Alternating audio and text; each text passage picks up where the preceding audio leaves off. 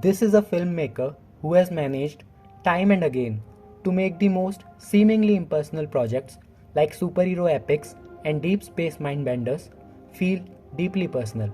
This was said about Christopher Nolan by Damien Chazelle, the Oscar winning director for La La Land. This observation seems well founded when we consider the films helmed by Nolan. Some of these include Rory's First Kiss, Oliver's Arrow, Magnus Rex, and Flora's Letter. You do not believe these films were directed by Nolan? They were, but you just know them by different names. These were the working titles for some of his films. Rory's First Kiss was the working title for The Dark Knight, Oliver's Arrow for Inception, Magnus Rex for The Dark Knight Rises, and Flora's Letter for Interstellar.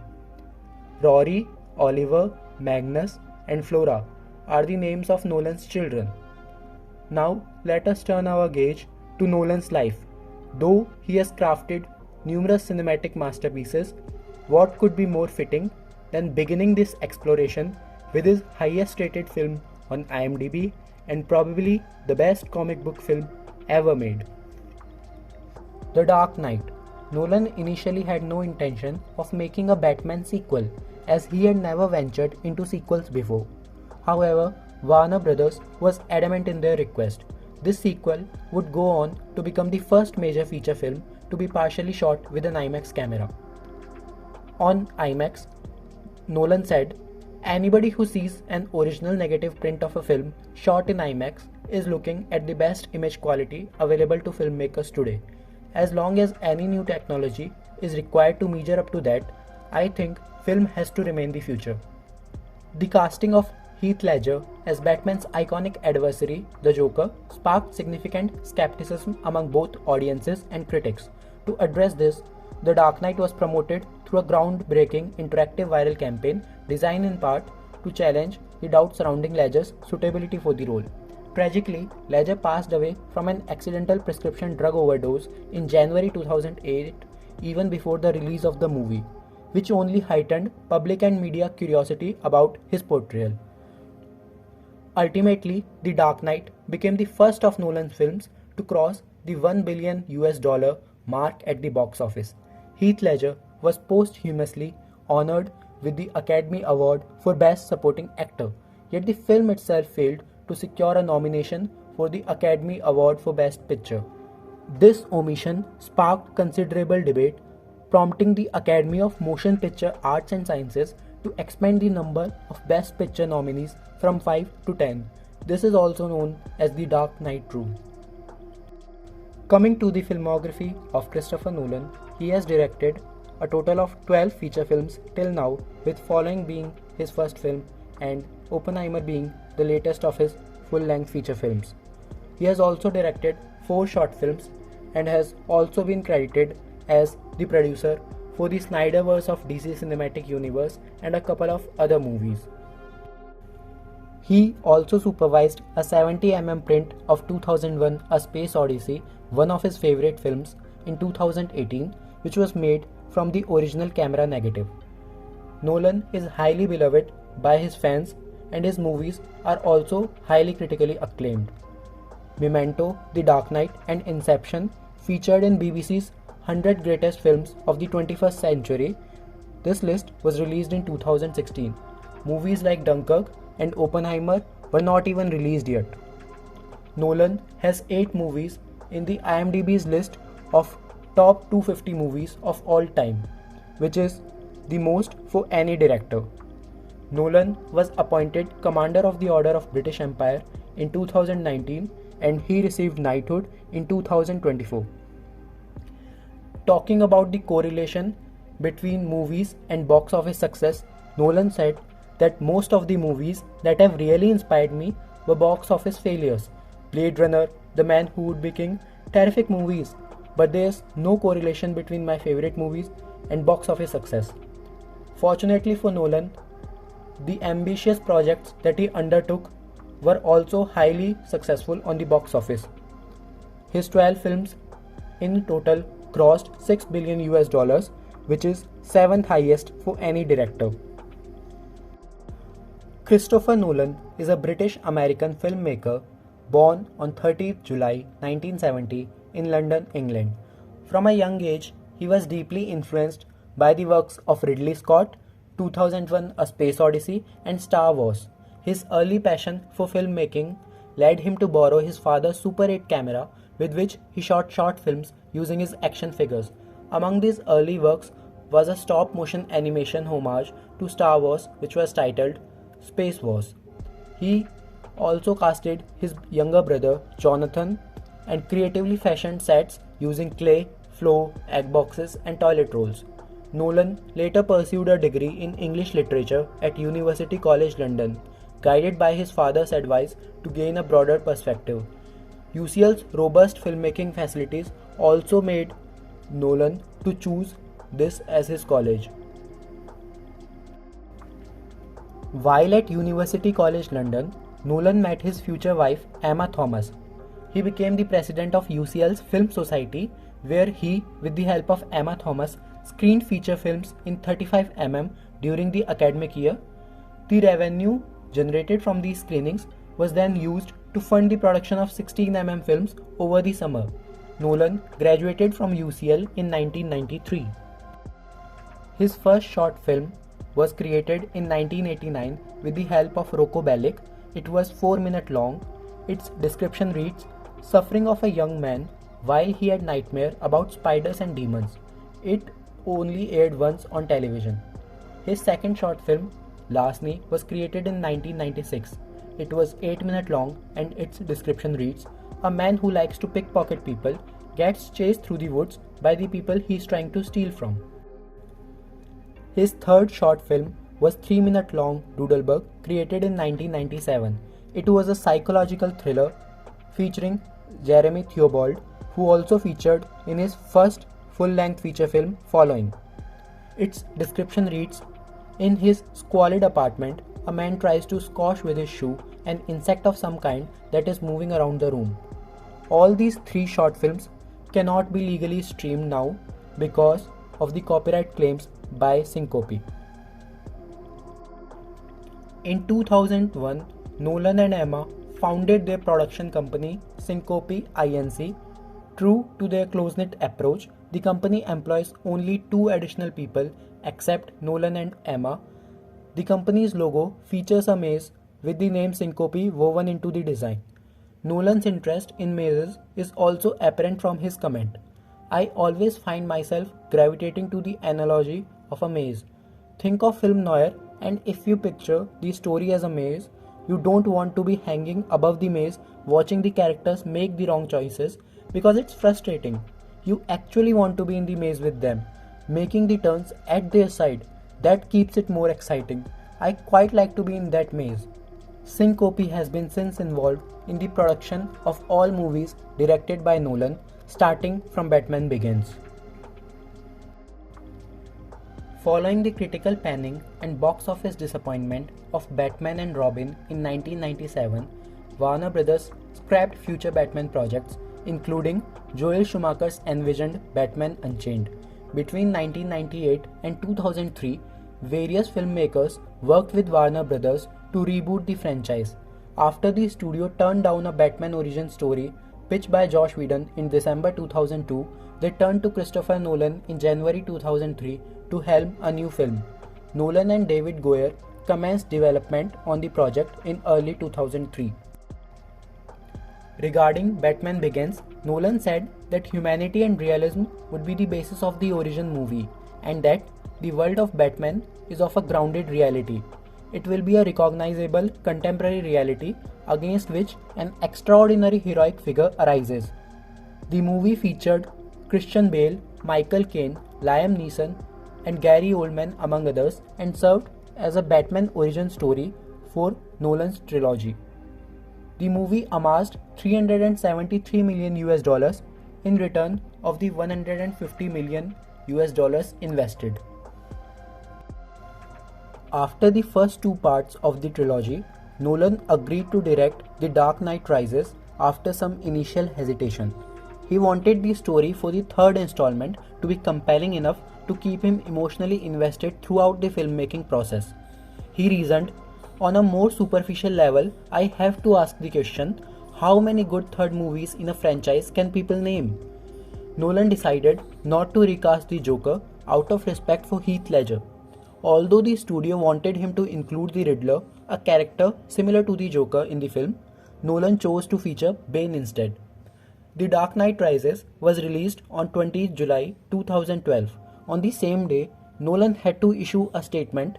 Speaking on behalf of the cast and crew of The Dark Knight Rises, I would like to express our profound sorrow at the senseless tragedy that has befallen the entire Aurora community. This statement was in response to a mass shooting that occurred during a midnight screening of the film at a Century 16 movie theater in Aurora, Colorado. Despite the tragedy, the film was a tremendous success, grossing over $1 billion.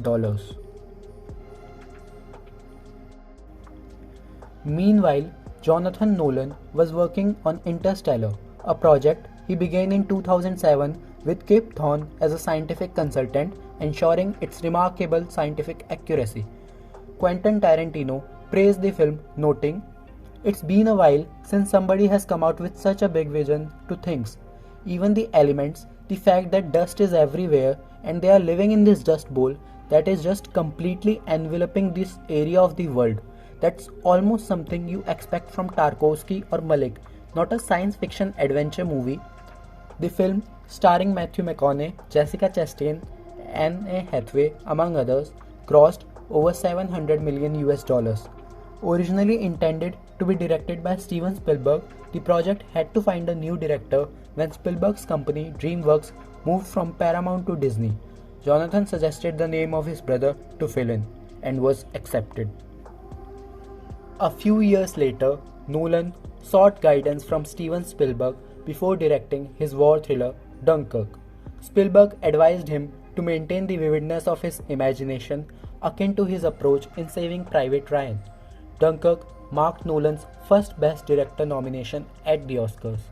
The concept for the film took shape in the mid-1990s, inspired by a sailing trip Nolan and Emma Thomas undertook across the English Channel, retracing the routes of the small boats used in Dunkirk evacuation. Nolan crafted a 76-page screenplay, notably shorter than his usual scripts. He postponed the project until he felt he had gained enough experience with large-scale action films. Also, Nolan aimed to produce Dunkirk as a British film but with an American budget, something he couldn't secure in the UK during the 1990s. In 1990s, Nolan faced numerous rejections due to the limited pool of financial resources in the United Kingdom, noting, "There is a very limited pool of finance in the UK.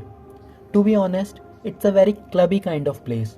In Hollywood, there is a great openness, almost a voracious appetite for new people. In England, there is a great suspicion of the new. In cultural terms, that can be a good thing, but when you are trying to break into the film industry, it's definitely a bad thing." Nolan's and Emma Thomas' initial feature film attempt, Larry Mahoney, was also had to be eventually scrapped. Nolan's debut feature, Following, which was released in 1998, was a project he wrote, directed, photographed and edited himself. Inspired by his experiences living in London and his house being burgled, the film had a modest budget of just £6,000.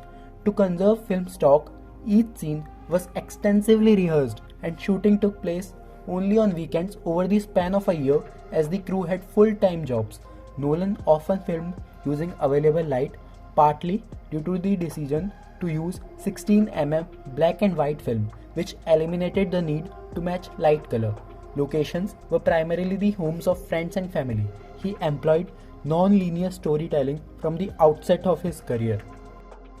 To promote Following and raise funds for Memento, Nolan aimed to get his film screened at various film festivals, leveraging his dual American citizenship to gain access to the American festival circuit.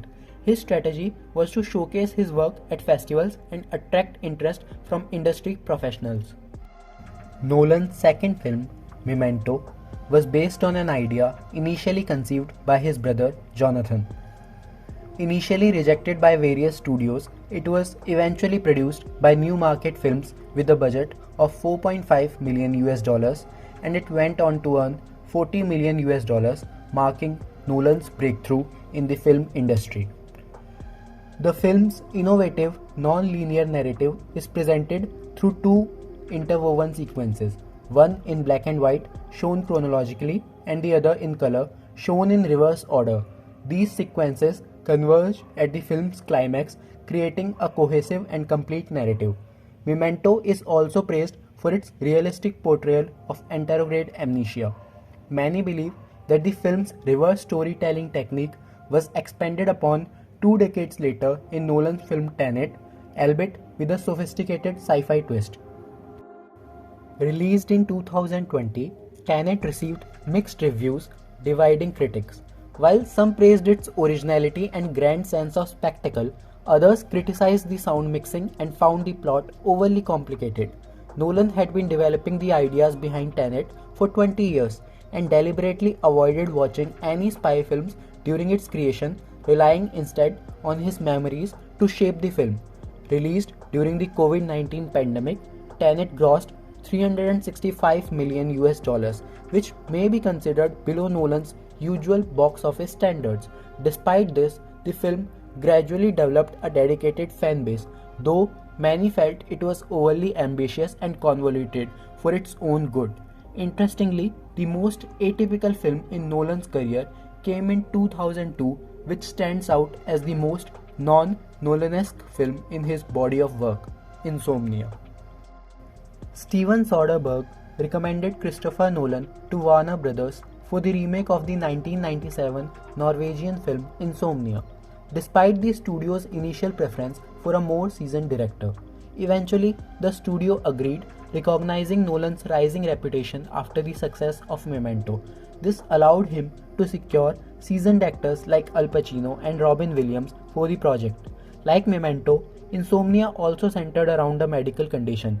Insomnia, as you can guess from the title of the movie itself. It was a crime thriller that delved into complex moral dilemmas.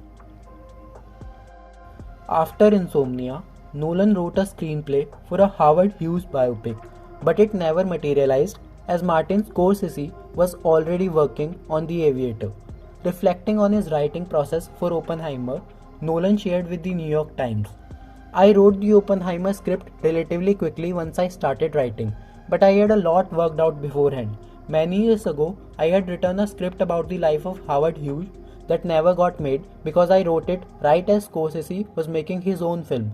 But I cracked the script to my satisfaction, and that gave me a lot of insight on how to distill a person's life and how to view a person's life in a thematic way, so that the film is more than the sum of its parts. So in some ways, the script, yes, it took me a few months, but it was really a culmination of 20 years of thinking." Nolan also turned down the opportunity to direct Troy. He expressed interest in adapting Ruth Rendell's novel The Keys to the Street and was reported to be in talks to direct a film adaptation of the 1960s television series The Prisoner, but these films also never materialized. Nolan has also expressed interest in directing a James Bond movie, and it remains to be seen whether this wishful thinking will become a reality in the near future. Christopher Priest specifically sought out Nolan to adapt his novel The Prestige after being impressed by Following and Memento. Released in 2006, The Prestige was a project that Nolan and his brother Jonathan worked on for 5 years.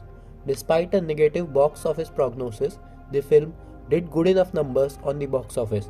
It is also one of my all-time favorites, though we can talk about that sometime in the future. The movie stars Christian Bale and Hugh Jackman as rival magicians who go to extraordinary and often disturbing lengths to outdo each other. Interestingly, Bale and Michael Caine, who also starred in The Prestige, were simultaneously working with Nolan on the Dark Knight trilogy. Nolan's Inception was a project he had been contemplating for 9 years. He first pitched the idea to Warner Brothers in 2001, initially conceiving it as a horror film. However, Nolan realized that the concept required a larger production, so he turned his attention to the Batman franchise instead. Inception eventually became one of the most acclaimed sci-fi films, grossing $839 million at the box office. Although the film won 4 Oscars, Nolan missed out on the awards for the Best Picture and the Best Director. The cast featured prominent actors like Leonardo DiCaprio, Tom Hardy, and Cillian Murphy, with the latter being frequently associated with Nolan throughout his filmography, featuring in 6 of his movies. All 3 parts of the Dark Knight trilogy, Inception, Dunkirk, and most recently and most notably, Oppenheimer. In 2023, Christopher Nolan released Oppenheimer, his first R-rated movie since Insomnia and his first film since Memento, which was not produced by Warner Brothers. This shift away from Warner Brothers was due to Nolan's conflicts with the studio over their simultaneous theatrical and HBO Max release strategy.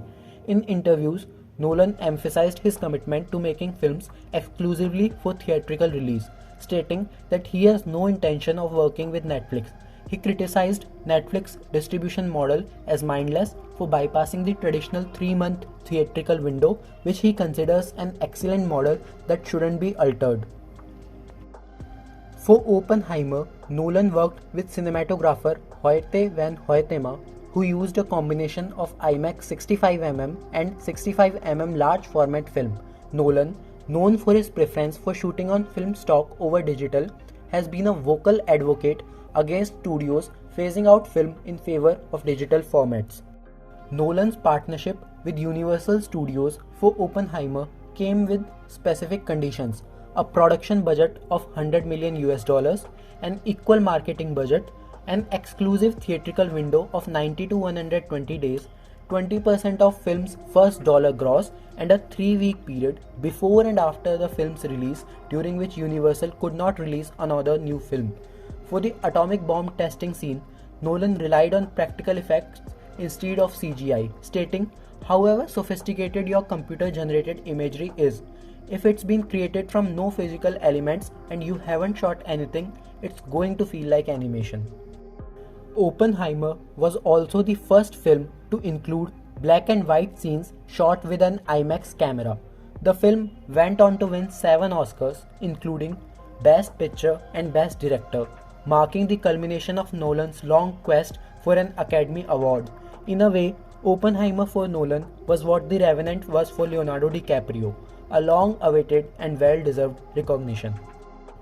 Nolan's distinctive style of direction, along with the depth and complexity of many of his films, truly warrants dedicated discussions.